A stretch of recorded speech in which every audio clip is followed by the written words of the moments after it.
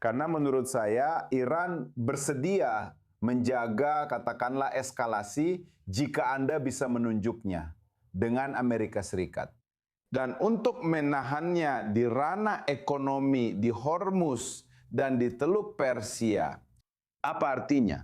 Artinya, apakah atau sampai sekarang bahwa orang Amerika dan tidak ada yang menyerang dari dalam, 100 km ke dalam dari utara menuju wilayah Teluk ke arah Teheran dan 2 kelompok sasaran, nuklir dan infrastruktur energi, sampai mereka mempertahankannya. Dan itu diperlukan untuk penanganan atau bagi kepemimpinan mereka saat ini untuk memperbaiki semua kerusakan. Mereka mengalami kerusakan besar. Dan untuk mempertahankannya di sisi ini, mereka masih mempertahankan skenario yang sama. Tapi dengan menyerang Yordania secara intensif, mereka memberi sinyal kepada Israel, kami dekat denganmu. Dan apa artinya itu? Itu berarti ketika kami dekat, kami bisa mengalahkanmu. Bersiaplah, tapi kami belum sampai di sana. Kedua, Iran juga tidak ingin kembali ke kombinasi antara Lebanon dan Iran. Dan tetap saja kami menjaga itu di luar atau membaginya. Ini adalah keuntungan bagi Israel dan juga bagi Iran sampai sekarang. Karena orang-orang Iran masih sibuk dengan urusan mereka sendiri. Mereka butuh uang, mereka butuh kebebasan bagi kapal-kapal mereka untuk berlayar. Dan sangat jelas bahwa Amerika Serikat masih bertujuan untuk mengakhiri perang semacam ini dengan kesepakatan. Tapi Israel sedang menunggu, dan Iran tahu begitu ada aktivitas dengan Israel, kami akan membalas. Juga melalui aktivitas militer ofensif, target nuklir, dan target penting lainnya yang berkaitan dengan koneksi uji coba ke sumber energi Iran. Dan Iran akan rugi besar.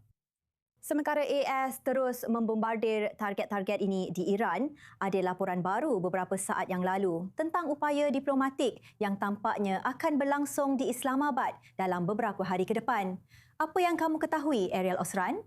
Ya, delegasi senior Iran yang dipimpin oleh Menteri Dalam Negeri Iran akan berada di Islamabad selama 2 hari, mulai besok untuk bertemu dengan pejabat senior Pakistan.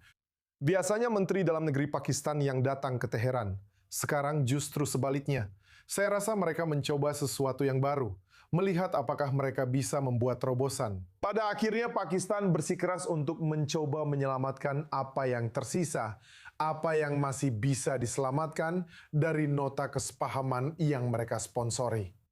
Kita juga harus mencatat bahwa pihak Qatar juga terlibat dan mungkin saja apa yang tidak berhasil mereka capai di Islamabad akan dilanjutkan ke Doha. Namun pada akhirnya para mediator menyaksikan upaya mereka berantakan di depan mata mereka. Melihat hal itu, apa yang dimulai dengan Iran menargetkan kapal-kapal komersial di Selat Hormuz bertentangan dengan nota kesepahaman di mana mereka berkomitmen untuk 60 hari tanpa eskalasi. Mereka tidak bisa menahan diri selama 60 hari. Mereka tetap harus menargetkan kapal-kapal komersial ini. Dan itulah yang memicu pembalasan dari Amerika Serikat. Dan Iran terus meningkatkan eskalasi sejak saat itu. Jadi orang-orang Iran akan pergi ke Pakistan untuk menunjukkan bahwa mereka ikut serta dalam upaya diplomatik ini. Namun pada akhirnya seperti yang dijelaskan Mei, meskipun ada kalangan politik yang bersedia terlibat dalam diplomasi dengan Amerika Serikat, Abbas Araghchi, Menteri Luar Negeri mengatakan hari ini, bahkan jika hanya ada 10% kemungkinan berhasil, negosiasi dengan Amerika Serikat harus tetap dilakukan. Kalangan militer memiliki pemikiran yang sama sekali berbeda dan mereka terus melakukan eskalasi.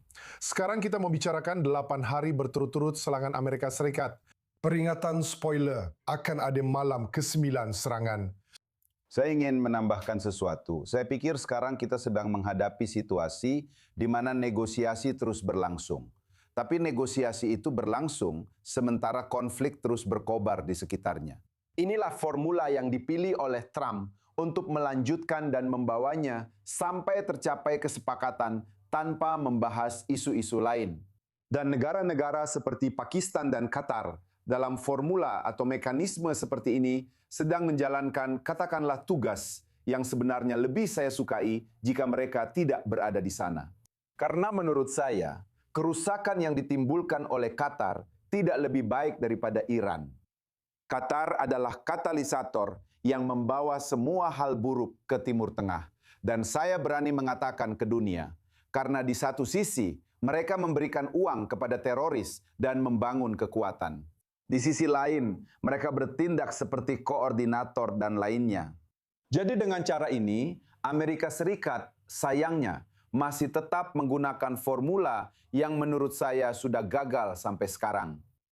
The Wall Street Journal melaporkan hari ini bahawa Iran telah mengembangkan rudal berkecepatan tinggi yang mampu bermanuver di udara untuk menghindari sistem pertahanan Amerika Serikat. Hal ini menimbulkan kekhawatiran bahawa Teheran mungkin menerima bantuan penentuan sasaran dari Tiongkok dan Rusia. Ariel Oseran, betapa mengkhawatirkannya jika hal ini benar-benar terjadi. Namun, hal ini tentu menunjukkan bahawa kemampuan Iran masih ada setelah sekian lama. Ya, lihat berita ini tidak akan menjadi sesuatu yang luar biasa jika memang benar. Karena pada akhirnya kita sudah tahu itu. Iran menerima bantuan dari Tiongkok dan Rusia.